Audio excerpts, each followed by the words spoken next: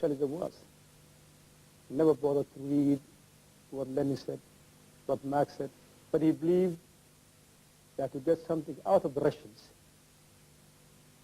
you have to proclaim that you are a socialist, that you are a communist, and this is the only reasoning that the Russian power accepted.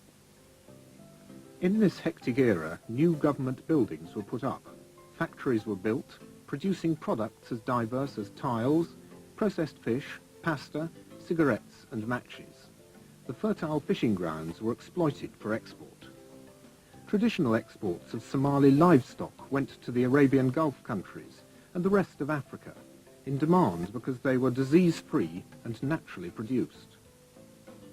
Tourism was encouraged along the second longest coast of Africa. Mogadishu had stunning hotels built and safari trips exploited the varied wildlife. Barre also refused to listen to experts who said that things could not be done. The fertile area between the Juba and the Shabelle rivers was being overrun by sand dunes. Undaunted, Barre created a task force of civil engineers and workers who, aided by volunteers on the weekly day off, Friday, stopped the dunes' advance by planting local cacti and shrubs. It was an unqualified success.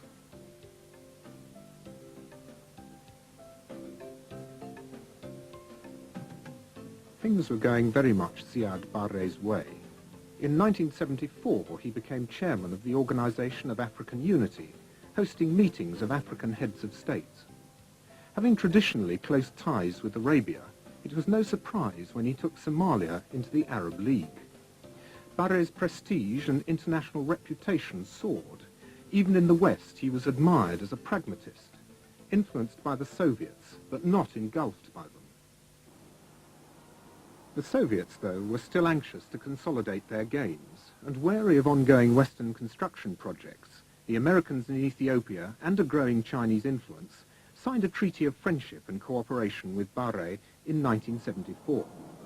Over the next 3 years, they sent an estimated $345 million in military support alone. The former colonialism was now replaced by a superpower domination. One of the biggest problems Somalia faced was education. Outside the main towns, only 5% were literate. Stories and facts had always passed verbally from generation to generation, the Somali language having no alphabet. It took the force of a military government, of Siad Barre's regime, and this is one of his positive achievements, to settle this and make a decision. And the Roman alphabet was accepted. The Saudis didn't like it. Barre's other great skill involved the coexistence of Islam and Italian-inspired Roman Catholicism within a supposedly atheist Marxist-Leninist state. Barre, a chain-smoking insomniac, was now running the government as a personal enterprise, and resentment was building up. However, with an economy relying for the most part on aid rather than adequate production, it began to founder. Corruption was rife. Tax avoidance a national sport. An unofficial clan-based cash economy bypassed the financial institutions, emptying the government's coffers.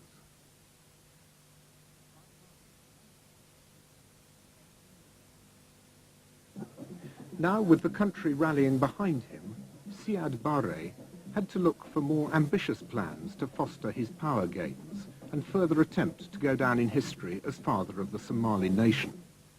One belief that would always unite the race. But the consequences of this invasion were a complete surprise to Barre.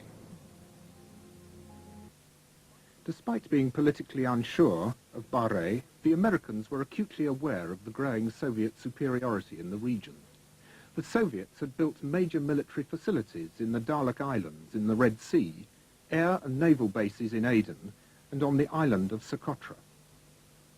The US therefore signed an agreement with Barre in August 1980, giving them unlimited access to airfields and docks in Berbera, Kismayo and Mogadishu, so countering Soviet power in the region.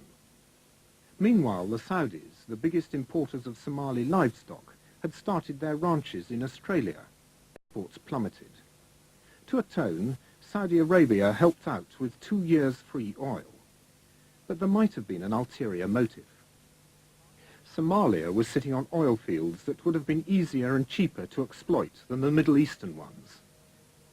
The country momentarily appeared tranquil until Ethiopia's sudden revenge attacks were launched in 1982 and 83. Funded by Ethiopia, the Somali national movement based on the Isaac clan waged a guerrilla war in the north. Barre found himself fighting his own people. A complex character, Barre was also prepared to give people a second chance. He had released attained after 6 years' imprisonment. Resentment at his imprisonment reinforced attained's original dislike of Barre. A desire for revenge became increasingly apparent. An embattled army and an empty treasury forced Barre to sign a peace treaty with Ethiopia in April 1988. Deprived of its funding by the treaty, the SNF, overrunning Barre and occupying part of Hargeisa, launched a desperate attack on the north.